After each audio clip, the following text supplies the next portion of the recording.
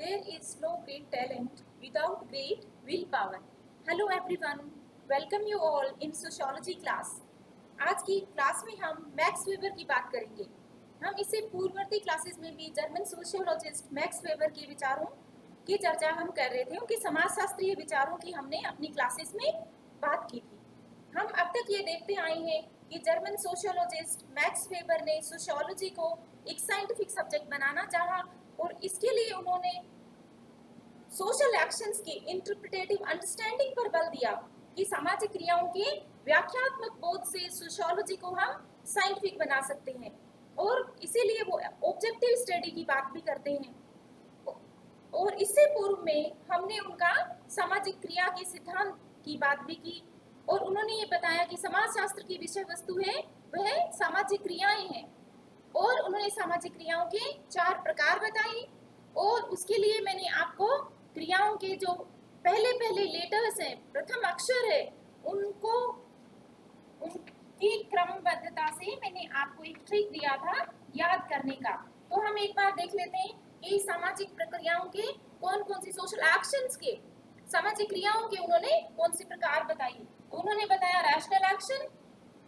Rational action वह है जिसमें कि क्रिया के जो आपका लक्ष्य है और साधन है उनको ध्यान में रखते हुए आप लक्ष्य निर्धारित करके जो क्रिया करते हैं उसे हम कहते हैं रैशनल एक्शन।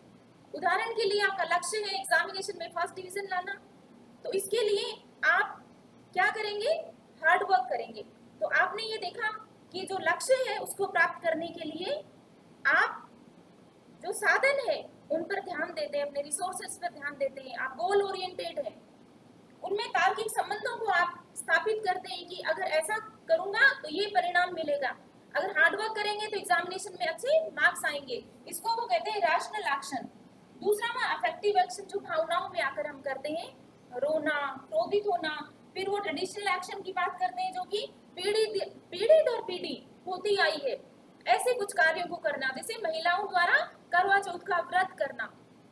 फिर वैल्यू ओरिएंटेड एक्शन, इसका तात्पर्य है कि आपके कुछ मूल्य हैं जो आपको प्रेरित करते हैं वह क्रिया विशिष्ट करने के लिए, जैसे कि किसी की सहायता करना, आपका मूल्य है किसी की मदद करना, कि जैसे हमने एग्जांपल दिया था, जैसे किसी को रोड क्रॉस करवाना जो स्वयं कर नहीं पा रहा है, या वो मान लीजिए वो डिसेबल्ड है या फिर उसे दिखाई नहीं देता है, अपना खुद का काम छोड़कर और दूसरों की सहायता करना, ये आपकी वैल्यूज है, हेल्प करना लोगों की, तो उसे हम कहते हैं value oriented social action. Okay well, हमने रिवीजन इसलिए किया कि आप रिकॉल कर पाओ पिछली क्लास में हमने क्या पढ़ा है, और ये याद रखने का बहुत अच्छा एक तरीका है समझने का, इसलिए आप अपने नोट्स बनाएं और आप रिवीजन आप अपनी क्लासेस का करते हैं। वेल, अब हम बात करते हैं मैक्स वेबर की एक अन्य अवधारणा की, जिसे हम कहते हैं प्राधिकार या सत्ता। इंग्लिश में हम इसे कहेंगे अथॉरिटी, और जर्मन भाषा में जैसा हमने बात की थी इसे कहते हैं हेयरशाफ्ट।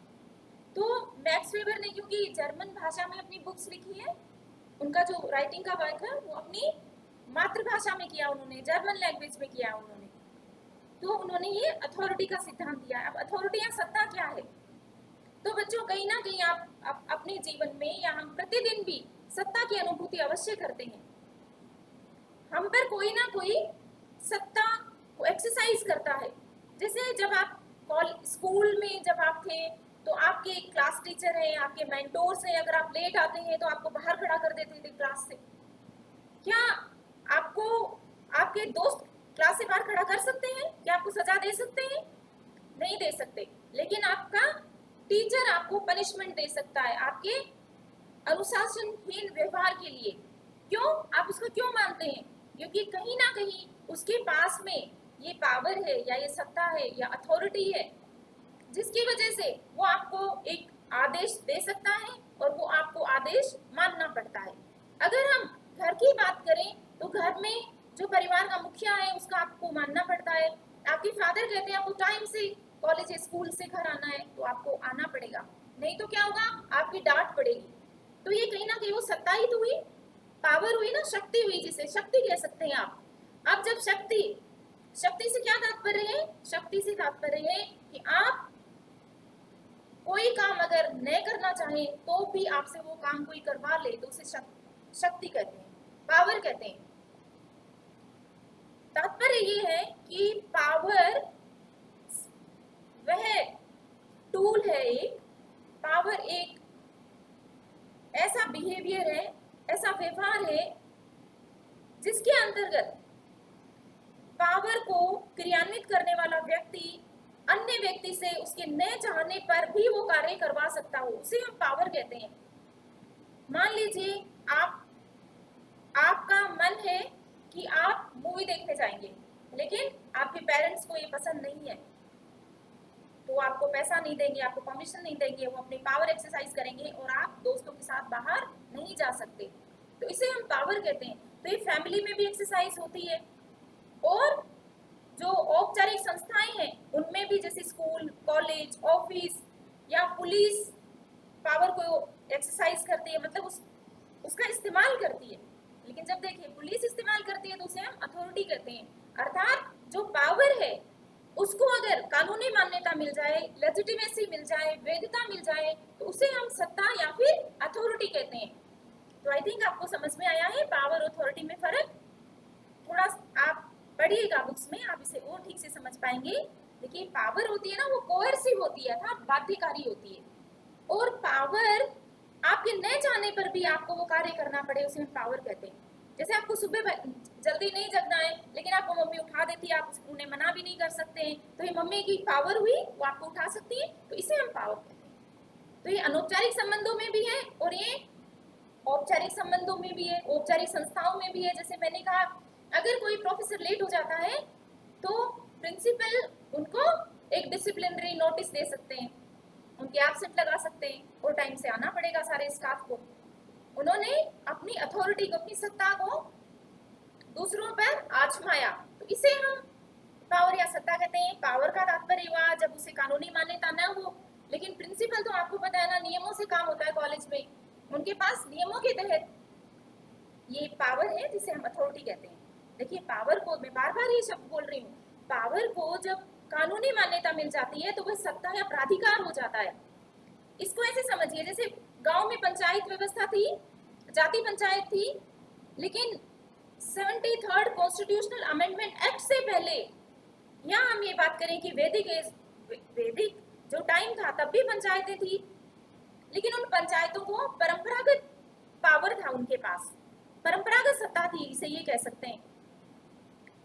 समाज ने उनको पावर दी हुई थी, लेकिन अब देखिए समाज का स्वरूप बदल गया, नेशन स्टेट बन गया, राज्य की अवधारणाएं आई और कुछ कानून आए, कॉन्स्टिट्यूशन है, तो परंपरागत जो पावर है उसको अगर कानून के द्वारा वैधानिकता प्रदान कर दी जाए तो उसे हम सत्ता कहते हैं। आई होप आपको समझ में आया होगा। जैसे संयुक्त परिवार के मुखिया होते हैं, उनके पास तो शक्ति है, जिसे इंग्लिश में आप सत्ता कहते हैं, लेकिन एक आईएएस अधिकारी के पास पावर होती है, क्योंकि उसके पास जो शक्ति है ना, उसको कानूनी मान्यता प्राप्त है, कानून के अंतर्गत वो कार्य करता है ना। तो ये मैक्स वेबर का सत्ता के संबंध में ये विचार है। तो हमने ये देखा कि सत्ता का तात्पर्य यहाँ ये है। अब हम देखते हैं कि सत्ता के कौन कौन से एलिमेंट्स है, अर्थात कौन कौन से तत्व है, शक्ति के अथवा सत्ता के, दोनों के ही हैं। तो पहला है रूलर, मतलब शासक। ये मैंने इंग्लिश में लिखा है, आप हिंदी में मैं इनको बता देती हूँ कि जो शासक होता है वो एक महत्वपूर्ण एलिमेंट है, बिना शासक के तो हम सत्ता की बात ही नहीं कर सकते। दूसरा है शासक है, वो शासितों पर भी तो अपनी पावर या फिर अपनी अथॉरिटी को एक्सरसाइज करता है, क्रियान्वित करता है। तो मान लीजिए राजा है, तो राजा की प्रजा है, प्रजा शासित है, फिर आदेश देता है राजा, उन आदेशों का प्रजा को पालन करना होता है। फिर है ओबीडियंस, अर्थात आज्ञा का पालन करना। वो पालन किस आधार पर करते हैं? परंपराओं के। राजा, देखिए राजा की प्रजा पालन क्यों करती है? परंपराओं के आधार पर। लेकिन एक आईपीएस अधिकारी के जो आदेश है उनकी पालना उनके अधीनस्थ क्यों करते हैं? क्योंकि कानूनी रूप से उनके लिए जरूरी है, लिखित नियम है। और फिर एक्सेप्टेंस, मतलब स्वीकृति, उसको एक्सेप्ट करना। तो स्वीकृति है परंपरा के आधार पर होती है, शक्ति में या फिर परंपरागत सत्ता आप इसे कह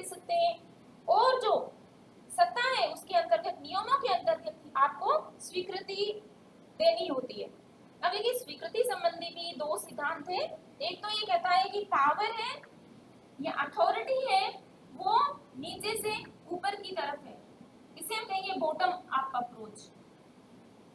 इसकी बात मेरी पार्कर फॉलेट ने की है, अन्य भी इसके समर्थक है जैसे बर्नार्ड। और दूसरा ये है कि पावर होती है ना वो ऊपर से नीचे की तरफ जाती है, मतलब टॉप डाउन अप्रोच, टॉप से डाउन की तरफ, उच्च अधिकारी से निम्न अधिकारी की तरफ, है ना। तो ये स्वीकृति के दो तरीके हैं। इसका तात्पर्य यहाँ ये हुआ कि जो अथॉरिटी है या पावर है वो तभी मान्य होगी जबकि बॉटम वाले या नीचे वाले लोग उसे स्वीकार कर ले, क्योंकि बिना स्वीकृति के तो कोई तात्पर्य नहीं है अथॉरिटी का। और टॉप डाउन का तात्पर्य ये हुआ कि उच्च अधिकारी है उनके आदेशों को नीचे वालों को मानना ही होता है, ऊपर से सत्ता चलती है। आई थिंक आपको समझ में आया है। एक का तात्पर्य तो ये है कि सत्ता तब सत्ता होती है जबकि शासित लोग उसे स्वीकार कर लें, उसे तो हम कहेंगे बॉटम अप। कोई आदेश देखिए कब मीनिंगफुल होता है, जब उसे लोग मानेंगे, अगर लोग मानते ही नहीं है तो उसका कोई अर्थ नहीं रहता है। तो इसमें थोड़ा सा ह्यूमनिस्टिक अप्रोच है, मतलब अधीनस्थों को उनकी भावनाओं को आप समझ रहे हैं, उनकी स्वीकृति को महत्व दे रहे हैं। और दूसरी है टॉप डाउन, ये ट्रेडिशनल अप्रोच है, ये ऊपर से आदेश आया है तो मानना ही पड़ेगा, लेकिन वास्तविक रूप में तो आप किस प्रकार की सत्ता को ज्यादा देखते हैं, टॉप डाउन को ही देखते हैं, है ना। कि आदेश का पालन नहीं हुआ तो पनिशमेंट भी दिया जा सकता है। तो अभी हमने ये समझने का प्रयास किया कि अथॉरिटी क्या है और पावर क्या है और अथॉरिटी के कौन कौन से तत्व हैं, है ना। और अब हम थोड़ा सा इसको डिफाइन करने का प्रयास कर लेते हैं। तो देखिए डेविस कहते हैं कि सत्ता निर्णय लेने और आदेश देने का अधिकार है। सत्ता क्या है कि आप डिसीजन ले सकते हैं और आपने जो निर्णय लिए हैं उनका आदेश का पालना भी करवा सकते हैं। जैसे अभी देखिए कोविड हुआ तो प्रधानमंत्री ने निर्णय लिया कि लॉकडाउन होगा, सरकार ने लिया ना, और उस निर्णय के आधार पर आदेश दिया गया कि इस तारीख से लॉकडाउन है और आप घरों से बाहर नहीं जा सकते हैं, और मास्क पब्लिक प्लेसेस पे आपको मास्क पहनना पड़ेगा, अगर नहीं पहनते हैं तो पेनल्टी भी हो सकती है आप पर। तो सत्ता क्या है, निर्णय लेने और उसके निर्णय लेने और आदेश देने का अधिकार, मतलब आपने डिसीजन ले लिया है और अब आप आदेश दे सकते हैं कि आपको ऐसा करना है। आप ये क्लासरूम का ही देख लीजिए, टीचर ने या फिर मैनेजमेंट ने, कॉलेज मैनेजमेंट ने डिसाइड किया कि एग्जामिनेशंस होंगे आपके, और निर्णय लेकर और उसको इम्प्लीमेंट करवा सकते हैं, लागू कर सकते हैं, और आपको ये मानना पड़ेगा। जिस दिन भी परीक्षा की डेट निश्चित हो जाएगी बच्चों, आपको आकर अपना एग्जामिनेशन लिखना पड़ेगा एग्जामिनेशन हॉल में। इसे सत्ता कहते हैं। आई थिंक आप समझ पा रहे हैं, इसमें आपकी नहीं सुनी जाएगी। और ये टॉप डाउन भी हो गया कि टॉप ने कहा है तो अधीनस्थों को मानना है। फिर हेनरी फ्यूल कहते हैं कि सत्ता आदेश देने का अधिकार और उसके पालन करवाने की शक्ति है। अब देखिए इसमें इन्फोर्समेंट भी है कि सत्ता क्या है, आदेश दे दिया, जैसे पुलिस ऑफिसर ने आदेश दे दिया, भीड़ को आदेश दे दिया कि यहाँ से आप डिस्पर्स हो जाइए। मान लीजिए कुछ लोग आंदोलन कर रहे हैं, अगर वो नहीं वहां से हटते हैं तो वो क्या कर सकती है, पुलिस आंसू गैस छोड़ सकती है ना, या फिर लाठी चार्ज भी लाठियों का इस्तेमाल भी कर सकती है, मतलब फोर्स का इस्तेमाल वो कर सकती है। तो इसे हम सत्ता कहते हैं। आई थिंक आपको समझ में आया होगा। और पुराने जमाने में तो देखिए स्कूल सिस्टम में भी बहुत पनिशमेंट था, कुछ आप लान करके नहीं लेकर जाते थे तो टीचर क्या कहते थे, स्केल से मारते थे आपके हाथों में, मुर्गा बना देते थे, ऐसा भी तो होता था। ओके, तो हमने ये देखा कि सत्ता है वो निर्णय लेने एवं अन्य व्यक्तियों की क्रियाओं को मार्गदर्शित करने की शक्ति है। यह दो व्यक्तियों के बीच उच्चाधिकारी एवं अधीनस्थ का संबंध है। एक व्यक्ति उच्चाधिकारी है जिसके हाथ में सत्ता है, और एक या एक से अधिक कितने भी अधीनस्थ हो सकते हैं, ये तो संगठन के आकार पर निर्भर करता है। उच्चाधिकारी निर्णय लेता है और इस आज्ञा के साथ प्रेरित करता है कि अधीनस्थ द्वारा उसका पालन किया जाए। अब हमने यहाँ पर देखा कि उच्च अधिकारी प्रेरित करता है, तो यहाँ देखिए प्रेरित जब करता है तो कहीं ना कहीं उसमें जो अधीनस्थ है उनको आप कन्विंस कर रहे हो कि प्रेरित कर रहे हो, मतलब ये है कि उनको ह्यूमन बींग्स की जैसे ट्रीट कर रहे हो कि उनको भी सुना जाए, है ना। तो इसमें कहीं ना कहीं फ्लेक्सिबिलिटी है इस वाली सत्ता में।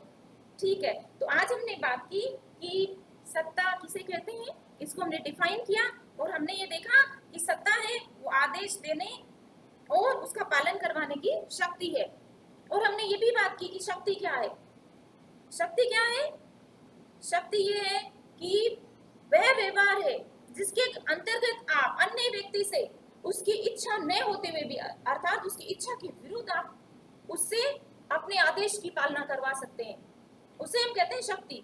जैसे मान लीजिए आपके घर में कोई हेल्प करने वाले होते हैं, सर्वेंट भी जिसे आप कह सकते हैं, इच्छा नहीं है तो भी उनको सुबह पहले उठ के और काम करना पड़ेगा, सफाई करनी पड़ेगी, आपके आदेश का पालन करना पड़ेगा। आपने ऑफिस में देखा है, प्रिंसिपल सर ने कहा है अपने स्टाफ को कि आपको ये वाला काम आज करके देना है, वेबिनार है और इस तारीख को आपको ये करवा के देना है, तो टीचर्स को करना पड़ेगा। तो सत्ता क्या हुई? आदेश देने का अधिकार, पालन करवाने की शक्ति। और पावर या शक्ति क्या हुई? शक्ति भी वही है, बस सत्ता और शक्ति में केवल हेयरलाइन डिफरेंस है कि जब सत्ता को कानूनी मान्यता मिल जाए तब उसे हम प्राधिकार या सत्ता कहते हैं, या फिर इंग्लिश में उसे अथॉरिटी कहते हैं। तो आई थिंक आप डिफाइन कर पाएंगे इसे। और फिर हमने इसके तत्वों की बात की। तो बाकी नेक्स्ट क्लास में मैं डिस्कस करूंगी टाइप्स ऑफ अथॉरिटी को, अर्थात प्राधिकार के कौन कौन से प्रकार हैं। तो हम देखते हैं कि प्राधिकार का एक प्रकार है परंपरागत सत्ता, दूसरा है कैरिस्मेटिक सत्ता और तीसरा है वैधानिक सत्ता। इसकी हम नेक्स्ट क्लास में हम चर्चा करेंगे कि परंपरागत सत्ता क्या है, करिश्माई सत्ता क्या है और लीगल अथॉरिटी या फिर कानूनी सत्ता क्या है। So see you in the next class. Thank you.